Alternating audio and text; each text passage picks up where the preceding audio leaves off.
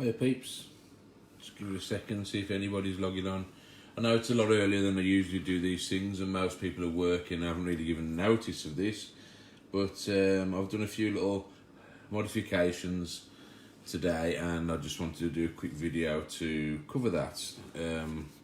Right, okay, so what I'm talking about today I'm doing because I'm literally not going to have any time later this evening, and I just wanted to cover this because I've got a lot of stuff to get out of my way. I don't have a lot of room to work at home, so I have to clear my space out every day to clear the table and everything. So I'm just giving a quick overview today. This is of the Neo-Geo Pocket. It's a handheld not everyone's familiar with, but it's a handheld I've got a lot of affinity for because my roots are in the arcade days, and obviously Neo-Geo was a big part of the arcades. Most people have played on the arcade hardware, the MVS. A good many people have played one of the home systems at least, whether it be the cartridge-based AES or the CD. And the thing is that obviously Neo-Geo gaming is a very expensive thing to get into because the games cost a fortune. The hardware is getting more collectible. It costs a lot to buy the individual games, so you know it was never a thing you could really get into, especially back in the day when it was even more expensive. Now SNK did us a solid, but unfortunately it missed a lot of people by. In 1999, I believe, they came out with the Neo-Geo Pocket, which is a handheld system designed to take on the Game Boy. At the time, the Game Boy Color was flying high. There were also other variants like the Game Boy Pocket and the one with the light mod. I think the Game Boy Light it was called in Japan only. The Game Boy Advance was on it, coming out, and they wanted to compete. So they brought out a handheld version of a Neo-Geo, which was going to get the benefit of all of its first-party titles and its first-party benefit, obviously in a much scaled-down fashion. So they released the Neo-Geo Pocket originally. It was a black and white system, but it had a few nice little tricks up its sleeve.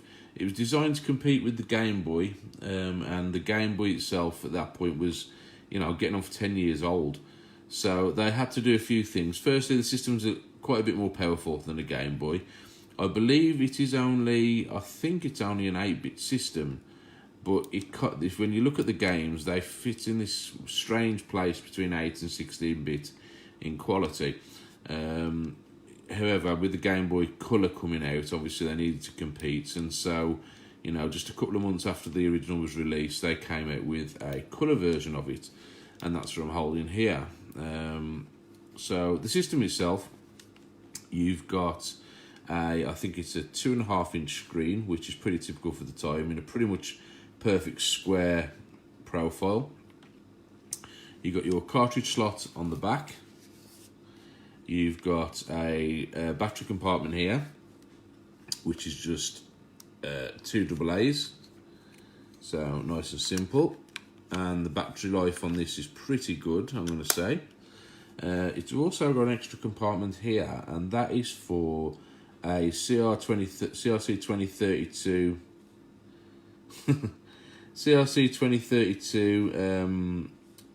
battery there, and that's for saving games and saving a BIOS. This has its own little operating system. It's got its own BIOS, and you needed that battery to be able to save that, and it meant that when you changed the normal batteries, you didn't lose all your settings. I think some of the save games depended on like a real-time clock kind of being kept as well. So saving the clock settings with that battery was kind of essential. The system itself had games you wouldn't have really found on other systems. Being SNK, it had a lot of fighters. Some of the best games were fighters. A lot of the best systems were, of course, a lot of the best games on there were, of course, first-party titles, and but there were some third-party people working on games for it. So you had Sega doing a couple. They did a very specific version of Sonic for this system, which I'm going to show you shortly, which is bloody marvellous, I'm going to say. You just got two face buttons on this. You've got a single mono speaker. You've got a power switch off to the top left there with a decent LED indicator light. You've got an option button there which doubles as a pause button on a lot of games, but can also double up as a third button for some other games. And then you've got, just like you had on the Neo-Geo CD, you've got this rather nifty, fully micro-switched, it's not an analog stick. It's not a D-pad. It's a fully 8-way micro-switched kind of. It's hard to say. It's like a thumbstick. And anybody who's ever played on the Neo-Geo CD or played on this will tell you just how awesome this is. It's the perfect way to be able to pull off precision moves in things like fighting games in a kind of compact format. And I wish more people had done it over the years. I wish you still could get this now, you know, on modern systems, because it would make playing retro games a hell of a lot better. So yeah, but the one thing this system didn't have, unfortunately, was a backlight. It never had any kind of lighting. And of course, as time went on, that was something we came to expect. Now, obviously, the early systems, especially the colour systems that were being released, they attempted to light them up with the technology that was available. Lighting them up just sucked. You had very washed out screens. You had like a fluorescent lamp at the back of them, and things like the Game Gear and the Atari Lynx, which I covered last week. It chews through the batteries, and you would never have got away with that in a nice pocket profile like this. This is a super comfortable system to hold. Even though it looks sharp around the edges, it's got a pleasing curve at the bottom, and the way that the system kind of shaped, it gives like handheld grips here for your thumbs, which is nice because you can actually get a good grip on the system. The trackpad's in kind of a good place, and it's just a nice feel in your hands. So to have gone any larger just to accommodate more batteries to backlight, it would have been a bit of a pain. Now, as time's gone on, people have created backlight solutions and front light solutions for other systems, or hacked apart things like Game Boy Advance, the clamshell Game Boy Advances, to be able to light other systems. But no one's ever really been able to successfully do it for this until recently. Now, there's a couple of options you can actually get. The option I've gone for, because I honestly, lighting one of these is essential. And it's essential because it's so dark trying to play the games on this that you really, really do need a light. The games are quite detailed and they're so dark, they're much darker than a Game Boy Colour. It makes playing some of the games nigh on impossible, even when you've got good lighting conditions. So I looked around, and a few people had hacked a few things, and just last year, these guys in America, Handheld Legend, they came out with a front light mod. Now, a front light mod isn't the perfect solution, admittedly, and there has just been announced in the last couple of weeks a proper backlight solution for this system. However, and this is the clincher, it's all going to come down to cost. The backlight solution for this costs around £200 to be modified. Now, when you consider you can get a Game Boy Pocket for about 40 to 50 quid, 200 quid is an absolute piss take to be able to backlight. Now, I appreciate it's new tech and whatever else, but you can't justify spending 4 times the system's value just to backlight the thing. You know, it might look good, and I have seen it is good, but it's an incredibly complex modification, and if they can simplify it, brilliant. But right now, front lighting, although it doesn't look as good and although it has its caveats, the price difference, 15 quid. 15 quid to be able to front light it. Now, you're going to pay £200 for a perfect backlight, or you're going to pay 15 quid and have a decent front light. It's a bit of a fucking no-brainer, you know what I mean, as far as I'm concerned. Now, there are a few problems, right? The front light itself, in order to be effective, it does have a few kind of quirks. Now, the first thing is it's got a slight texture to it. That is to allow the light that bleeds through it to disperse evenly across the screen, so you don't have like a hot spot at the top and nothing at the bottom. That has the side effect of washing out the colour slightly on the screen, and you get like a slight texture to the screen, which is, to be honest, when you're playing games, isn't noticeable. And it's a slight trade-off, but you know, for 15 quid, you know what you're going to expect. The second thing is applying it. The best way to apply it, you can just lay it over the screen, but you get even more washout that way. The way you're supposed to apply it is you're supposed to use this stuff, which is Loca. It's basically a super fine, dry, super clear adhesive that cures under UV light.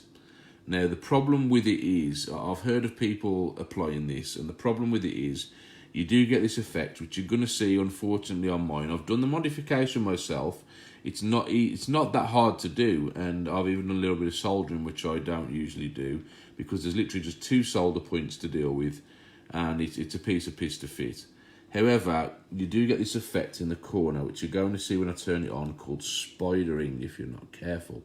And what that is, because you have to cure this Loca under UV light, and because we live in the UK and I don't have a UV lamp, I've had to rely on sunlight. And as it happens, we've gone from summery conditions to super shitty conditions in the last 48 hours. So even though I've left this for about 36 hours to cure, when I've actually fitted it back into my system, the front light is actually separated slightly from the screen, and that's when you get this kind of spidering effect in the corner, and that affects the way the light goes through. It's a little bit of a shame, but it was experimental, and I'll show the results in just a sec.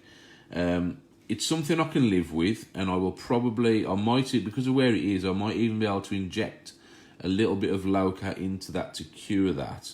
But the reason it's actually happened is not really to do with how much it's cured.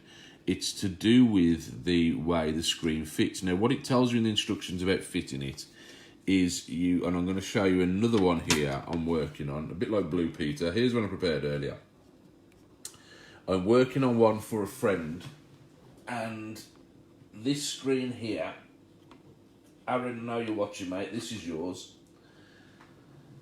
The actual screen fits perfectly over the screen, and it's supposed to be made to fit exactly so it fits back into your Neo-Geo pocket housing properly. However, the front light screen is actually a tiny little bit bigger than the actual screen, and the housing that you have to put this into inside your Neo-Geo pocket is very precise. And what I should have done, there's actually 2 little tabs at the top of the Neo-Geo pocket housing inside, which foul on this slightly. Now, what I need to do when I do Aaron's is I will need to modify the inside of the case. And I'm just going to try and show you this now, just in case any of you do this. Shut up! 1 second, guys. Louis, out. Shut up. At the top of the case here, you'll see there are 2 tabs. See those little tabs there? And they retain and keep the screen in place. You've got 3 solid sides all the way around that retain the screen, and then these tabs at the top.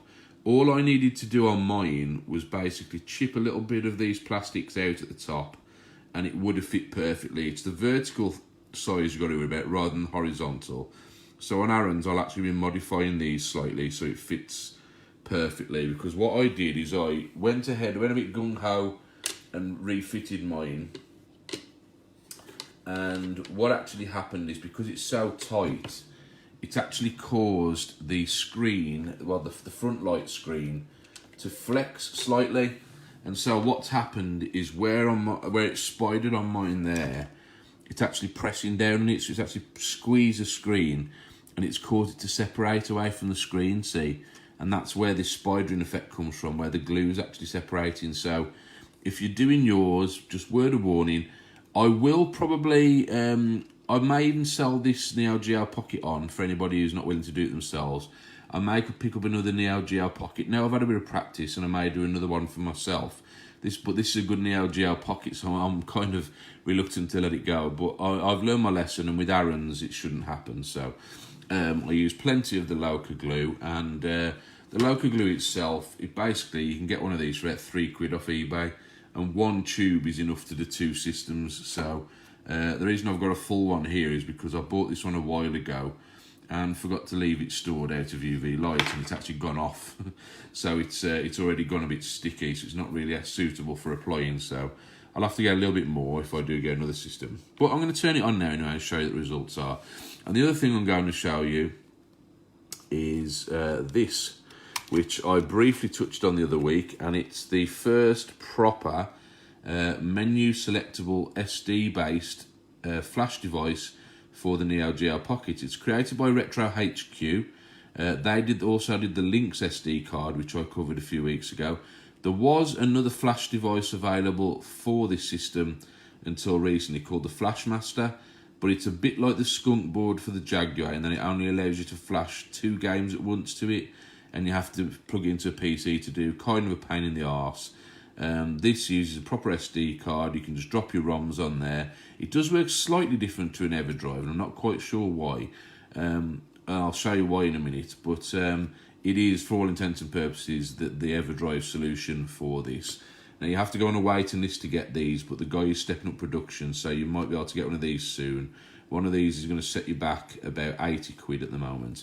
Now, it's a 3D printed case, a little bit loose at the moment, so I'm going to be gluing this up.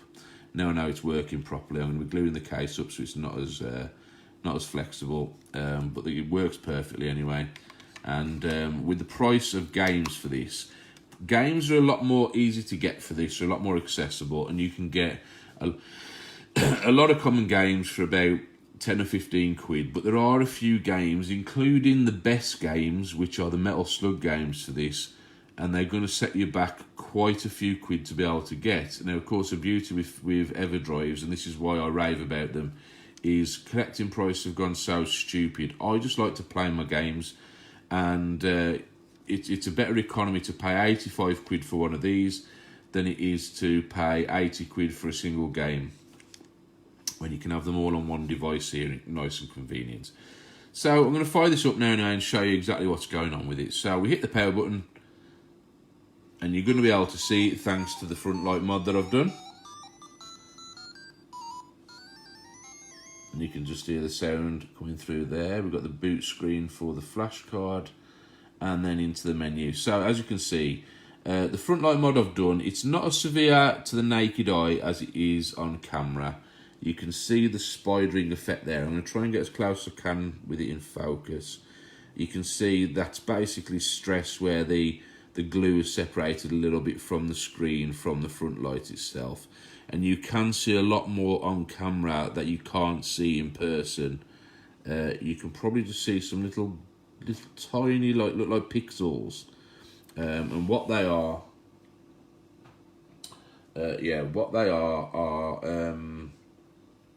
they're like textured parts within the front light screen that allows the light to disperse more evenly throughout the screen all the way to the bottom. Those aren't as noticeable in person either, but they do wash the screen out a little bit.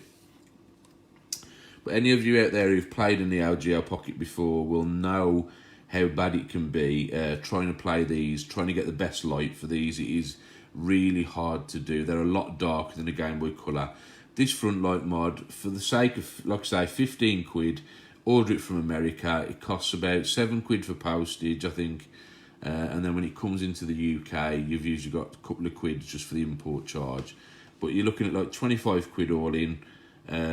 It's nowhere near the £200 it would be for the backlight. And assuming you follow my advice, you won't get this effect going on in the corner here. You'll have a nice consistent screen. Hopefully when I do errands, I won't have anything like that going on. Like I say, it's not that bad in person as it looks on camera. And if I tilt the screen away, you can see that's how it looks face on. It's not too bad. It's just that it's catching the LEDs when I tilt it like that. So anyway, fully lit up now. So the flash card that I've got here, we've got some brilliant games on this system. I think if we press, yeah, there we go. Right, so I've gone to option, and what we've got here is we've got a menu system here, and I've got a couple of directories set up. We've got some hacked ROMs, we've got the main ROMs folder, we've got some public domain ROMs, and system volume information is just something that it creates itself. So obviously in the main ROMs folder here, we're going to show the kind of games that we've got on the system. So a lot of the games are Japanese only. There's also a massive portion that were US or PAL releases, but you can play any on any system, so it doesn't really matter what you're kind of playing. We see there we've got baseball stars. There was actually a non-colour and a colour version of that. If you look on the left-hand side there, there's a little logo which shows whether it's a black and white ROM or a colour ROM. Most of the games released for the system were in fact colour games. Some of them had a black and white and a colour release, but obviously because I don't even play the black and white versions on here, if it had a black and white version, I've not even bothered to put it on here. I've just put the colour version on because I've only got a colour. And who's going to choose to play it in black and white, let's face it. Just down a note, actually, if you do get the black and white version of this, you can actually get a full backlit screen for that because they work differently to colour screens, and you can get a full backlit mod for that. However, the choice of games you've got on the standard is extremely limited because some of these games, even though they're intended for the colour, can be played on the Neo-Geo Pocket Classic. Some games like Sonic you can't, so just bear that in mind. Get the colour if you're going to get one. So other games you've got here, Big Bang Pro Wrestling, Bakuriman 2000, not sure what that is. Biomotor Unitron, I believe that's like a mech game. We've got Bust a Move Pocket, which is the classic, puzzle bobble game. A really good version on here, actually quite detailed. Cool Borders Pocket, Cool Jam, never played that. Cotton Fantastic Night, sorry. Cotton is like a horizontal shooter. If you've ever played the arcade version, it's a really cool port of that. Crush Roller, which I think is a Kicks-like game. I'm not, if I remember from the arcades. We've got Dark Arms, Delta Warp, Dive Alert. I'm not quite sure what those games are, but I've seen pictures of them. A couple more baseball games, but then you go further down and we get into the really good stuff. We've got Fatal Fury, Final Contact, King of Fighters. There's 2 King of Fighters games for this, R1 and R2. They're both brilliant games. There's also King of Fighters Card Clash, which I think is here. Battle the Paradise. There's also like a Card Fighters one. There's an SNK versus Capcom further down if I scroll down. We've got 2 Metal Slug games for this, which are unique to this system. They're both really, really good. And I'm going to show you those in just a second. We've got Neo-Geo Football, Neo-Geo Golf. We've got a couple of pachinko type games on here. We've got Pac-Man. I think that's actually a public domain game. We've added it to the main list because I'm quite a big fan of it. Pocket Tennis, Puyo Pop, which is a good puzzle game. There's quite a few Japanese only puzzle games here. Some casino slot games and card games. We've got Samurai Showdown 1 and 2, I think, on here. And they are like scaled down versions intended for this. SNK Card Fighters I just mentioned. There's a couple of versions of that. We've got Gals Fighters, which is pretty good, and that was never seen on any of the other systems. It's basically a fighting game with just the female characters from the the various Neo Geo games combined into this, and that is actually a really good game. Another fantastic game is this one, SNK versus Capcom. That is a brilliant fighting game. I can't stress how good fighting games are with this cool little digital switched thumbstick here. We've got Sonic the Hedgehog Pocket Adventure. This is a game not seen on any other system. It was made by Sega just for this system, and I'm going to talk a little bit about that in a second because it's something quite special. It's got kind of 8-bit graphics with the levels from the Mega Drive Sonic 2, and the music very akin to Mega Drive Sonic 3 and Sonic and Knuckles, so it's kind of a cool mix. And we got a wrestling game there at the bottom. Now, the reason this flash card is slightly different to the others, and it's kind of, I'm not quite sure why it does it. It could be to do with the system having its own BIOS. But what you have to do is, you can pick any game at any time, right? But what you've got is it's got a 15 megabyte onboard flash. And what you have to do is you have to preload any of these games onto the onboard flash. And you can only have so many games in that space at any one time. It tells me at the top I've got 3 megabyte free. It's actually a little bit less than that. But I've got a few kind of large games already preloaded in here. You can see there, Metal Slug 2 is probably the biggest game. That's 4 megabyte. And I've got Metal Slug 1, Metal Slug 2, Samurai Showdown 2, Gals Fighters, and Sonic the Hedgehog all preloaded. But there are quite a few games which obviously on here, 1 megabyte, half a megabyte, which you can load in as well, and just have, you know, more available at once. In order to use any of the other games, you do have to kind of delete one from the flash and then copy it from the SD card onto the flash to be able to run it. It takes quite a while to load from SD card into the flash, but once it's on the flash, the loading is about as quick as what you'd see on any other EverDrive. Not quite sure why it works that way, but it does. But it's much better than the Flash Master, which you had to plug into a PC to be able to run. So I'm going to show you a couple of games here. I've got the volume up as loud as I can. They're not too loud a system, these.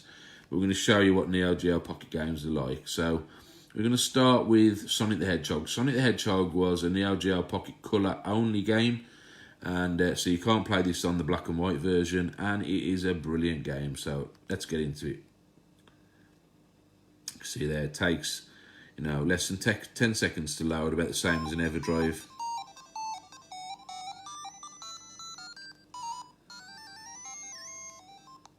Oh, what's the intro? The familiar Sega sound there. And like I say, I do apologise for this spidering effect in the corner. I can't really turn it down. I can probably dip the system a bit so it's not as obvious. And this is Sonic Pocket Adventure. And like I say, you can kind of tell from the way, if you've never seen Neo-Geo Pocket games before, you know, the graphics, you've got a decent amount of colours. It moves pretty fast, and you can see from the graphics we haven't got parallax scrolling going on, but we have got layers there for the waterfall. We've got a very 8-bit like Sonic. Yeah, it did, David. I've covered that already in the video plenty, mate. I may be doing another modification for this, or I may be able to actually inject and correct that, so we'll see what happens. It's not to do with the locale, it's to do with the way this screen fitment is. But let's just kick into this game, and I'm going to show you what the levels are like. So we'll go to start first, and then it has actually saved my game from before. But I'm going to show you what I mean about it being a kind of hybrid of the 8 and 16-bit Sonic. So go to start. And like I say, you've got the 8-bit like Sonic sprites, 8-bit like stage sections, but you've got a decent amount of backgrounds. Sonic animates well. And the sound effects and the music are they're very close to Sonic 3, in fact. So let's see if I can make my way to the end of the level. And I do apologise if I play kind of crap, but it's hard to kind of hold this in position and play the game and talk about it all at once. I probably wouldn't have been better filming somebody else playing this, but we'll try and make our way to the end of the level. Moves along at a good pace. It's a lot more fluid than the 8-bit versions, and it's also a lot faster as well. But the stage layout here, you can see, is very similar to Emerald Hill Zone from Sonic 2. You've got the same posts as if you've got on Sonic 2. And if I can collect enough rings, which I haven't, you've actually got the bonus stages very much like Sonic 2 as well. But we'll try and get to a boss just so I can show you. I'll try and get to one of the bonus stages so I can show you that. But yeah, these level layouts are very similar to Sonic 2 on the Mega Drive. So anybody who's played that, a lot of this will look familiar. I'm sorry if I keep moving it, guys. Like I say, the 8-bit ones never moved quite as fast as this, so.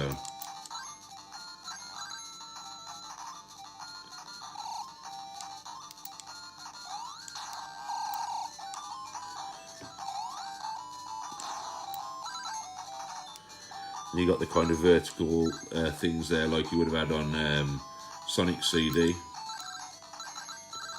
Moves along at a right pace.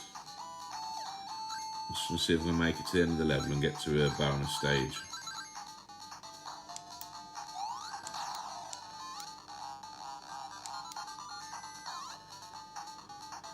And then I'll quickly load up my save just to show you stage 2. Because stage 2 is definitely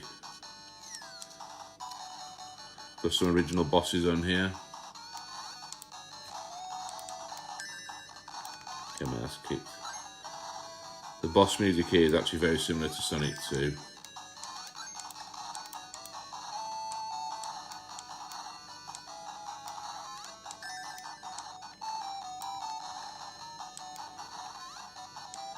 I'll do this without dying. Oh, didn't realise I did there. But anyway, let's see if we can pop back to the. Yeah, you can't just reset to title, unfortunately. But yeah, like stage 2 is very much like Chemical Plant Zone from Sonic 2 as well. And like I say, the music is something like off Sonic 3. So really cool game once you actually get playing that. And like I say, it's really difficult to play the way I'm holding this off to one side. I do apologise, but hopefully you're getting to see enough of it. I don't really know, Andy. The Neo-Geo Pocket's always been a bit of a conundrum to me. I actually think it was classed as a 16-bit game system, this. I'm not entirely sure. I know the resolution's not that high. There we go, it is a 16-bit system. But yeah, like I say, it's a kind of a weird hybrid Sonic is, because you got graphics very akin to the 8-bit, but you got colours more like the 16-bit, and you got music more like the 16-bits. And again, I'm going to show you another game here that kind of pushes the boundaries a bit more. We'll go to Metal Slug. This take a few seconds longer to load because it's a 4 megabit game. This is one of the biggest games for it, but also one of the best games for it. And anybody who likes the Metal Slug and MVS should instantly be able to kind of recognise and appreciate this. I apologise for the smudges on the screen, guys. Those were actually faults on my main screen when I had it. Well, that's the thing, Andy. Sonic's quite an expensive game to buy. I mean, not super expensive, but again, it's about getting those games that you wouldn't otherwise be able to get. You know, that's why the flash carts. I swear by flash carts, and it really is a good game. And this again is another one of my favourites. One of the best things about this are the speech effects. You know, you wouldn't have got that out of 8-bit games. And you got a choice of these two characters. I think one's supposed to be Marco. Is it Marco or is it another character on this? I know you got Marco on the first one. We've got a bit of a side story going on. But let's get into the game. And we've got all the familiar things you expect from a Metal Slug game. It feels the same in the way you jump and shoot. Controls really nice. You've got 8-way aiming on certain weapons anyway. And we've got a good old heavy machine gun. And this looks a lot better. You know, the playing this game without a backlight is nearly impossible, as great as it is, because the screen is so dark and you've got so much contrast in the colours on this game. It makes it nearly unplayable on a standard system. With a backlight, the colours, you know, they're all easy to tell apart. The parallax scrolling on the stages is more easy to appreciate. You know, it just looks and plays a whole lot better. I know you were keen to see this, Andy, so hopefully this is inspiring you to get yours done. as soon as. Like I say, that spider in there is a little bit of a shame, but it's not detracting from the gameplay. And even though I'm getting my ass kicked, it's a really cool game. I've played this quite a way through. I mean, I've got my save game here. I could load that up, but I'm stuck where I am. But yeah, I mean, Metal Slug, again, another fantastic game for the system. So yeah, as far as using the this flash device goes, you do have to kind of load from the SD to the flash to swap certain games out. And I'm just going to quickly load in one more game while I've got it. So I'll go to... I have got hacked ROMs and public domain ROMs on here, which is quite good. Quite interestingly, I don't know if Jim ever watches my videos, but there's actually a couple of hacks on here by Jim Bagley. So at some point over the years, he's dabbled in Neo-Geo Pocket programming. There's a couple of demos, I think, on here that have been done by Jim. I'm trying to remember exactly which ones were. If he's watching this, maybe he can point them out and leave a comment. But yeah, there's a couple of little hacks on here by Jim. So I don't know why he was messing around with Neo-Geo Pocket. I wouldn't have thought it was really up his street. But yeah, so there's a port of Juno First here, a couple of ports of Joust, and a couple of other arcade games. And there's only one flash cart available. Get yourself on the waiting list at Retro HQ if you want one of these, because there is a waiting list for them. It's not stupid like the GDMU. Watch my other video on the Lynx SD and you'll see that things have improved a lot. And if you want to get yourself on the waiting list, do it now and you will be contacted in due course. I got contacted, it took nearly 2 years to move down the list for me, but the waiting list is still about 6 months now. So but get yourself on there. You're stepping up production, but it's still going to be done in order of first come, first serve. Get on there. You love your Neo-Geo, mate. It's well worth it. So I'm just going to take, I'm going to go back a folder, or attempt to, how do I go back a folder?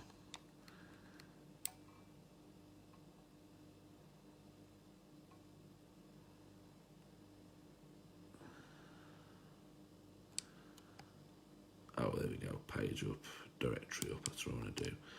So yeah, I'm going to go to main ROMs and we'll just quickly load in another game here just to show you that obviously it does all it. We'll put in Bust a Move Pocket because I do like that game. We'll select that. And you'll see that it takes a couple of minutes to be able to flash it into the actual 15 megabyte flash you have to do. But at least you've got your SD card constantly on here so you can move your games back and forward. The other good news is it actually creates, I think, on SD card flash files for your save games rather than depending on the battery. So if you create games on here that would normally save to the cart or be dependent on the battery, it will actually do it and create save files. And every time you flash the games backwards and forwards, it will actually move your game saves backwards and forwards with it. So you ain't got to worry about losing your saves or anything like that. Yeah, it's alright, Andy. It seems like a lot, mate, but get yourself on that list, seriously. Yeah, mate, I think when I first went on, I was in position 800 and something. So you're doing well to only be in 371. He's moving things a lot faster now. It's worth doing, mate. You love your Neo-Geo, definitely do it. And definitely get this light mod done. Like I say, you might be able to... My second attempt will be better than this, I'm sure. And if I find that I'm really unhappy with this, I will change this Neo-Geo Pocket, sell this, and get me another one. I was looking to get the Neo-Geo Pocket Slim, which are a bit harder to come by. They were released a lot later. If I get one of those, I'd probably modify that one.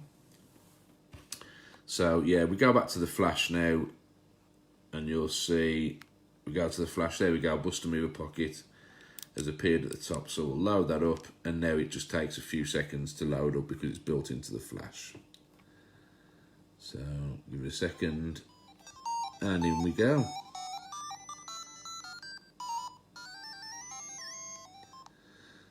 Like I say, my modding skills aren't the best, but you know, I've had a go at this and it's working. You know, I've got it all fully installed and put back together. I've heard that some people have trouble putting the Neo-Geo Pocket back together after this, but I've trimmed down the pads inside that actually kind of compress everything, and it's made this fit perfectly. So, you know, that little bit of spider in the corner aside, I can live with that for now. And I've at least now got a Neo-Geo Pocket that I can actually play. this was another game, because it was so dark and so washed out. Playing Buster Move Pocket, which I have got, is very difficult to do without a light. With this, the colours are vivid, they're easy to tell apart. You can see, even in their tiny amount of detail, you can identify the pinks, the greens, the oranges, you know, well, orange, yellows and reds. You can tell them all apart, and you can actually play this quite well without too much headache. You know, I was trying to play this before, and unless the lighting was perfect, this game was nearly impossible to play. Can now actually play it properly. And it is a really good port, you know, even though it's on such a tiny screen, it's a really cool port for the system. Brilliant. And that's a win, I think. So like I say, this front light helps a lot. If you've got this game, Andy, quite a few people have got Puzzle Bobble Mini. That looks so much better than it does in dark screen. You can make out the background features. I've just actually got a record for the time on that.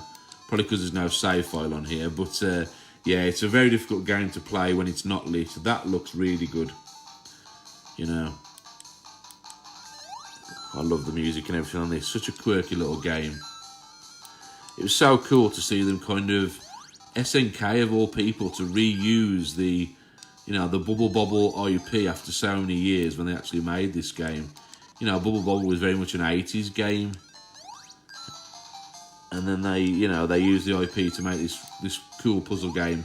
And let's face it, I'd say this puzzle game has been cloned more than Columns or Tetris has over the years. So, yeah, again, another cool little game to have on there. I might try to choke. I might as well show you a fighting game while I'm here. Since I bragged about how good this D-pad is. That's just what I'm going to do now. So we'll go down and we'll put Samurai Showdown 2 on, because I absolutely love the game. I've raved about Girls Fighters, but I do like a bit of Samurai Showdown. Sorry guys, I've got a bit of a dry throat here. And then I'll wrap the video up.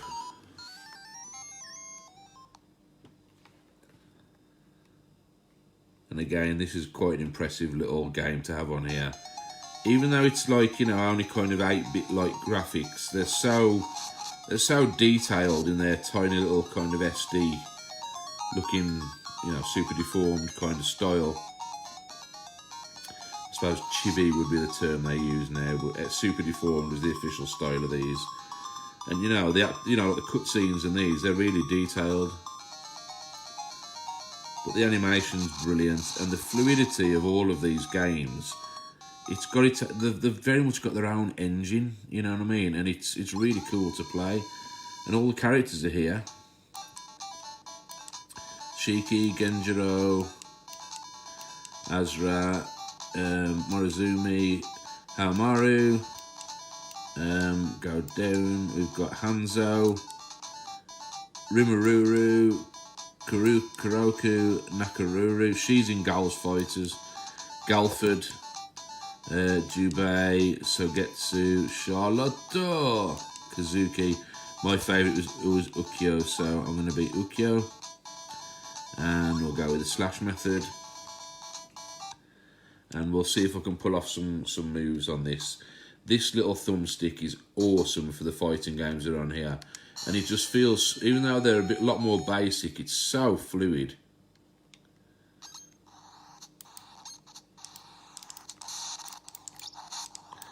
So we're going to do this and hold it and scream without me racking it about too much. Probably going to get my ass kicked because these games are Neo-Geo hard, unfortunately. Yeah, I'm going to get my ass kicked, I think, before I get a chance to show you anything. Let's try and get out of danger.